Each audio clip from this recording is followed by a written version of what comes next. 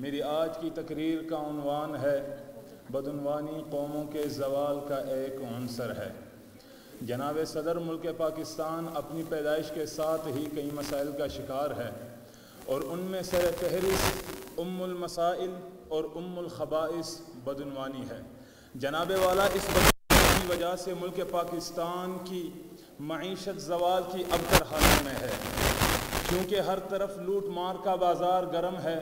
جس کا ہاتھ جہاں تک پہنچے وہ اس بہتی گنگا میں ہاتھ دھونا باعث شرف سمجھتا ہے، کیونکہ پوچھنے والا کوئی نہیں ہے۔ اسی کی عزت ہے، اسی کا قانون ہے، جس کے پاس کالا دھن ہے، جس نے اس ملک میں بے روزگاری کی افریت کو ہوا دی ہے، جس نے دہشت گردی، ذہنی غلامی اور مہنگائی کی اذیت کو پروان چڑھایا ہے۔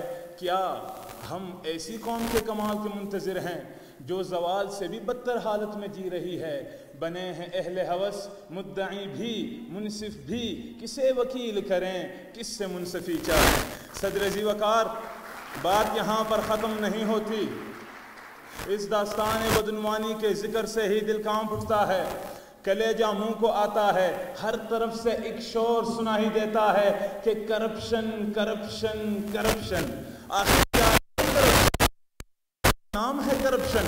میں بتاتا ہوں جناب والا، اپنے فرائض کی ادائیگی میں دیانتی کرنا، اپنی قوم، اپنے ملک اور خدا سے کیے گئے عہد کی خلاف ورزی کرنا، ذاتی مفاد کی خاطر کسی دوسرے کے حق کو چھین لینا، نااہل لوگوں کا اہم عہدوں پر براجمان ہونا، دہشت گردی، ذہنی غلامی، بدحالی اور بدامنی، یہ سب بدعنوانی کی قسمیں ہیں۔ جی ہاں جناب والا، ٹھیک سنا آپ نے، اور یہ سلسلہ ختم ہونے کا نام نہیں لے رہا۔ اس بدعنوانی کی لعنت کی وجہ سے، اس بدعنوانی کی لعنت کی وجہ سے اولاد برائے فروغ کے بورڈ لگ رہے ہیں۔ اس ناسور کی وجہ سے نوجوان، بے روزگار نوجوان خودسوزیاں کر رہے ہیں، اور ہمارا بدعنوان طبقہ ملکی جڑوں کو کھوکھلا کر کے قوموں کے زوال کا عنصر بن رہے ہیں۔ اس لعنت کی وجہ سے غریب کے بچے فاقوں مر رہے ہیں۔ غریب شہر تو فاقوں سے مر گیا عارف، غریب شہر تو فاقوں سے مر گیا عارف، امیر شہر نے ہیرے سے خودکشی کر لی۔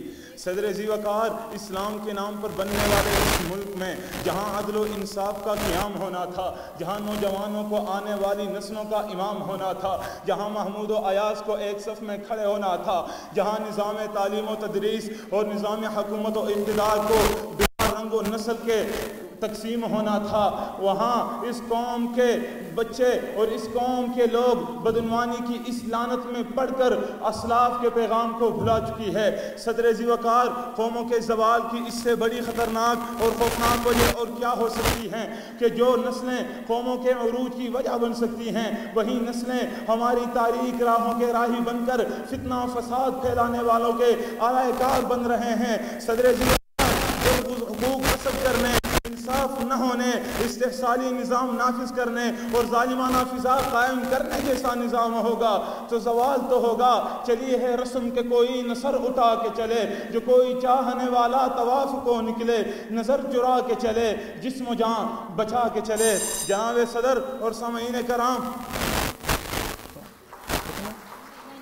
جناب صدر اور سامعین کرام، آج ملک پاکستان میں بدعنوانی کی اس سے بڑھ کر اور کیا دلیل دی جا سکتی ہے کہ آج پاکستان میں غربت کی شرح 51% ہو چکی ہے۔ 9 کروڑ 47 لاکھ افراد خط غربت سے نیچے زندگی بسر کر رہے ہیں۔ آج بدعنوانی کا عالم تو یہ ہے کہ ملک پاکستان کی 80% دولت پر صرف 20,000 خاندان قابض ہیں۔ ٹرانسپیرنسی انٹرنیشنل کی رپورٹ کے مطابق گزشتہ 5 برسوں میں 8,600 ارب روپے کی کرپشن کی گئی ہے، جو ایک ریکارڈ ہے، اور مزید ہر سال کی کرپشن گزشتہ سالوں کے ریکارڈ توڑ رہا ہے۔ اگر ہم تعلیم کی بات کریں تو حالیہ رپورٹ کے مطابق پاکستان کی شرح خواندگی 62% ہے، اور اگر ہم اپنے برادر نائبر ملک کی اور ہمارے ہمسائے ممالک کی بات کریں تو سری لنکا کی شرح خواندگی 93% ہے، اور بنگلہ دیش کی شرح خواندگی 74% ہے۔ اور یاد رہے یہ وہ بنگلہ دیش ہے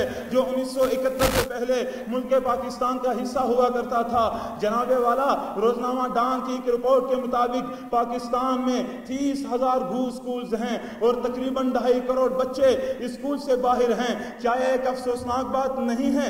جناب والا ہمیں اپنی اصلاح کی طرف خود توجہ دینی ہوگی، کیونکہ دنیا میں کسی بھی قوم کی اصلاح نہیں ہو سکتی اس وقت تک جب تک اس قوم کے افراد اپنی ذاتی اصلاح کی طرف خود توجہ نہ دیں، کیونکہ افراد کے ہاتھوں میں ہے اقوام کی تقدیر، ہر فرد ہے ملت کے مقدر کے ستارہ۔ صدر ذی وقار اور سامعین کرام، آج ستم ظریفی کا عالم تو یہ ہے، آج اخلاقی پستی کا عالم تو یہ ہے کہ سب کو سب کچھ کی خبر ہے کہ عروج کیا ہے، کمال کیا ہے، وبال کیا ہے، زوال کیا ہے، حلال کیا ہے، حرام کیا ہے، مگر پھر بھی ہاں جناب والا پھر بھی سب کے مبارک ہاتھ اس بہتی گنگا میں دھل رہے ہیں اور کہہ رہے ہیں کس کو سمجھائیں، اسے کھو دیں تو پھر پائیں گے کیا، ہم اگر رشوت نہیں لیں گے تو پھر کھائیں گے کیا، قید بھی کر دیں تو ہم کو راہ پر لائیں گے کیا، یہ جنون عشق کے انداز چھٹ جائیں گے کیا۔ السلام